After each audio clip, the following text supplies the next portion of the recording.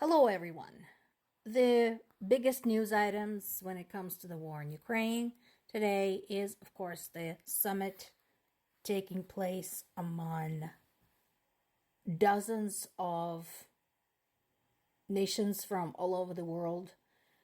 And here's the interesting part. So, while I understand that it is an important act of solidarity, I don't quite understand the ultimate goal of the summit. I know specifically Ukraine's President Zelensky is trying to use it to explain the seriousness of the situation and why the world should be taking Russia's attack on its neighbor the way it would treat a world war, a beginnings of a world war. So that's understandable. But other than that, I want to gain better feeling for what is the end result. What is the expected end result? For starters, we already have some dissent. There is the Ukraine Declaration, which basically talks about the desired outcome for the war is the acknowledgement of Ukraine as an independent state and restoration of Ukraine's borders as they were prior to the annexation of Crimea. We already know that there are some nations that refuse to sign the final declaration. So, not a lot of surprise there. We have some Middle Eastern participants, we have some African participants who have skin in the game.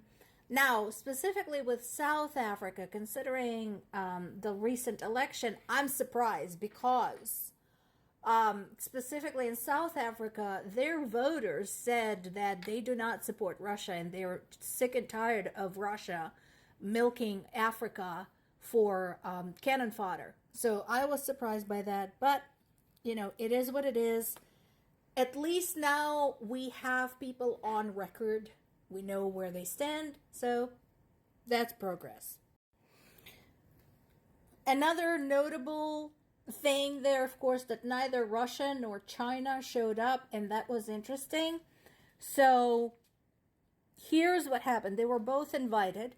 Russia decided not to show up because its terms for peace were widely criticized as absurd. Particularly on the heels of a story that there was a conversation in the fall of 2022, fairly early in the war, where Russia offered the same terms and Ukraine refused, understandably. To reiterate, especially to those who are saying, well, Ukrainians had the opportunity to not let the war go on this long. Here's the conditions that were placed before Ukraine. Ukraine would basically eliminate most of its army. Ukraine would surrender control of basically all of its eastern and southern regions, including my native Zaporizhia region.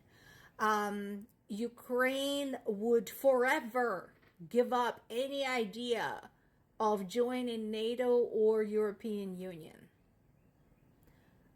I don't know about you, but I see those conditions as insulting.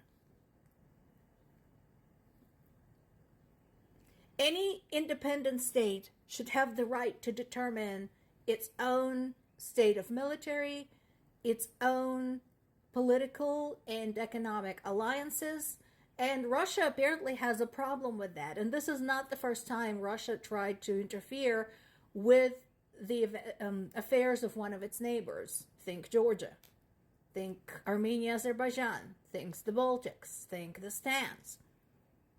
So, as far as I'm concerned, no. That conversation back in October of 2022 would not have done a damn thing.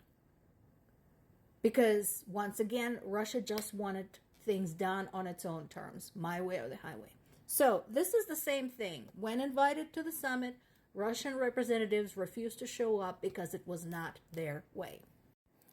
And so, after that, with eminent hypocrisy, while more than 100 countries decided to participate, even those who don't directly have skin in the game. China declined as well.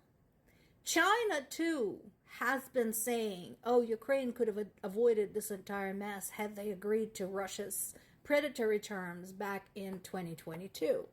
But now, China is giving another excuse for not showing up. China's excuse is that Russia didn't show up. Again, let's not forget, Russia had a choice to show up. And China says the reason it's not fair because conversation about peace between Russia and Ukraine should not take place without Russia. And the reason I say it's hypocritical is the number of times China and Russia met up to discuss Ukraine's further fate without any consideration for Ukraine and without Ukraine's participation. It's happened, it's on record, so like I said, this is an ultimate act of hypocrisy on China's part.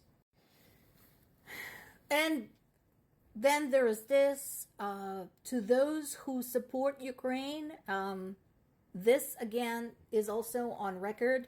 So Trump keeps saying that he can end this war in 24 hours, and his idea for ending the war is this. It's to discontinue all aid to Ukraine. His logic is that then Ukraine will have to stop fighting and Russia will win and the war will end. How that is okay, I don't see. But that is his best idea. So here's another reason for you to consider how you're going to vote this coming fall. Now, we are starting to see the impacts of war in Russia. So, why is this a challenge normally? Well, first of all, the disinformation. It's very hard to get a really good feel for what is going on in Russia because much like when we had, the Iron Curtain, there is no information getting out, no accurate information. You have to kind of collect bits and pieces of what managed to somehow squeeze out into the sources outside Russia. So, second, we also know there is a tremendous amount of misinformation within Russia. And people have a very skewed point about what is going on in the world. So that is a challenge. And so that is why it has taken that long to actually see what effects the war is taking in Russia. And this is one of them. I mentioned multiple times that there are Russian regions that are still living in the 18th, 19th century. I'm not joking. You feel free to verify my statement. The information is out there. There are areas, large areas, towns, cities in Russia that have no indoor plumbing, no hot water, sometimes no running water, frequently no electricity. I don't know how people survive there. So this article from Radio Free Europe talks about one of such remote regions. These people were hoping to get a natural gas line built. However, at this point, it doesn't look like they're going to get it because all of the government funds are being thrown at the war.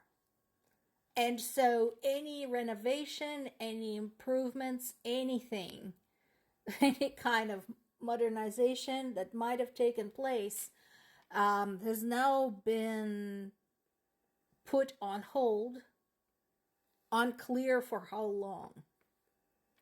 And people are starting to feel the consequences. I'm hoping this will drive people of Russia to connect the dots and realize that maybe Putin doesn't have it right. We'll see.